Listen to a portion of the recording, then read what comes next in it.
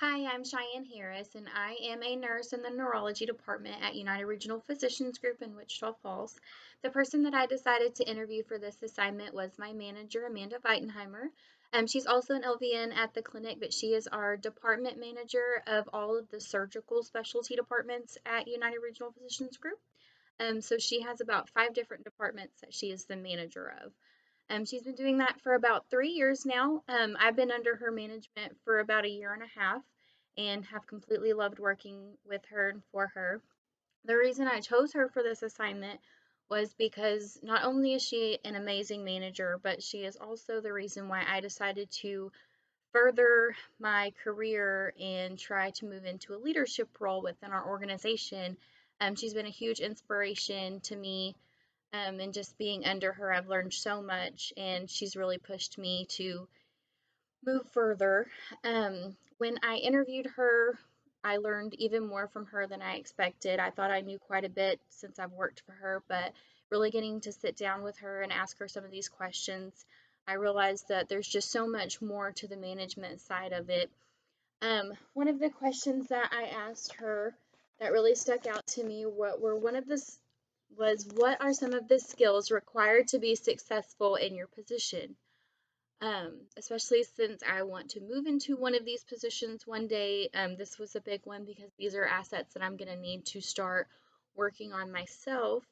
A lot of the ones that she were naming was communication is a huge one. You want to be able to successfully communicate with your staff, with the doctors, with your leadership. She has a director above her, so for them to be able to communicate, that's a big one.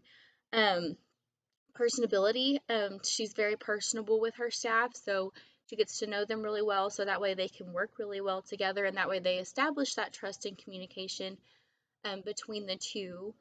Another skill that she said was organization and prioritization. As a leader, you and a manager, especially of that many departments, you want to be prioritized and organized, because you have a lot that falls on your plate and you really don't have a lot of room to be scattered, especially in that kind of a position. So that was the one of the first questions. Another one that I asked her that really stuck out to me was, what makes you stand apart from other managers? For me, this one was a big one because I was previously under different management at the clinic when I worked in a different department. And it was because of being under that kind of poor, and very negative leadership that I took on a new role in a different department. So that way I could be under her management and my director's leadership. Um, so one of the things that she said that she thinks makes her stand apart from some of the other managers was the fact that she's so personal with her staff, and I could not agree more. Um, like I said, she really takes the time to get to know her staff, communicate with them, establish that bond and that sense of trust, so that way they can communicate effectively down the road. They know that they can always go to her when they need something. It's always a positive environment. She never, makes you feel like you're burdening her or that there's nothing that you can't bring to her. So I thought that was super important because that's not something that I felt when I was under different management. So I really appreciate that quality about her. One of the other questions was, what actions have you taken to make your job easier? Again, another important one for me to know, because if I ever want to be in this role, we all want to make our jobs as simple as can be so that way we can do them as effectively as we can. So one of the things that she said, and that was really kind of difficult for her at first to come to terms with, was asking for help. No one really wants to ask for help. You kind of want to have that sense of pride and want to do it all yourself. But especially in a role as hers, where she has 5 different departments, it's really important that she communicate, especially with her upper management and leadership, when she needs things, or communicate with other managers, if she's needing help, whether it be rounding on some of her departments, if she's super busy or caught up with something, just making sure that everybody's okay and taken care of, or if she has questions that she might not know the answer to because nobody has all the answers. It's really important to, communicate with everybody else and ask for help when help is needed, ask for advice when you don't know the answers. So that was a big thing for her that she said has really made her job easier, is coming to terms with knowing that it's okay to ask for help, ask for advice, ask questions, and continue to grow in her own position. So I thought that was super neat for her to share with me because that's really important when you want to become a leader. Another one that stuck out with me was, what are some important things that you would recommend to someone wanting to be in your position?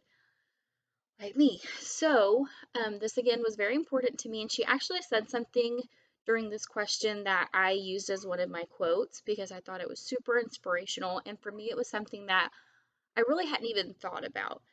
She said to be patient and let opportunities present themselves to you.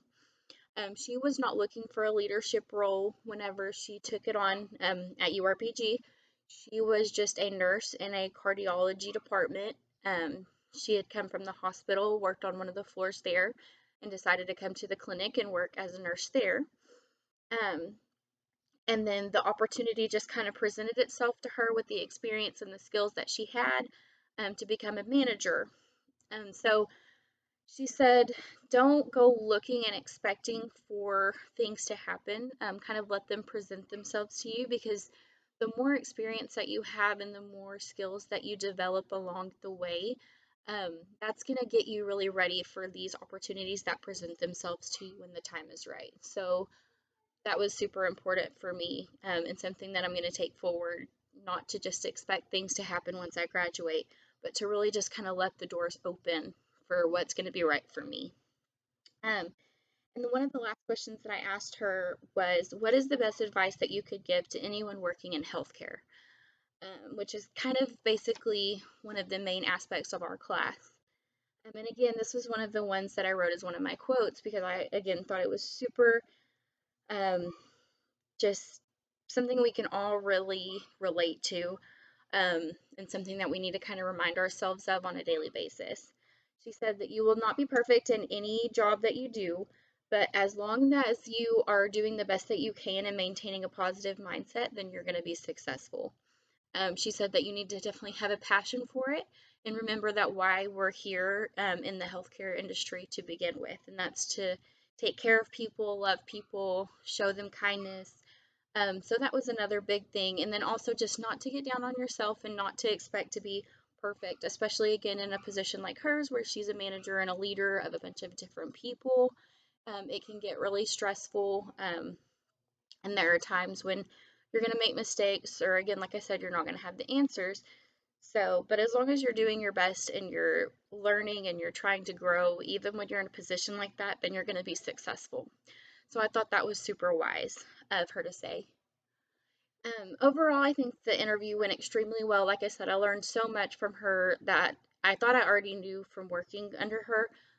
Um, but to really get to sit down and pick her brain about the leadership and management side of it and not just so much about our clinic information was super helpful in wanting to move forward in a career that's similar to hers.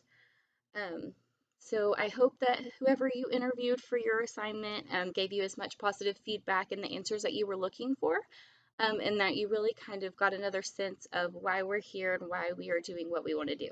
Thank you.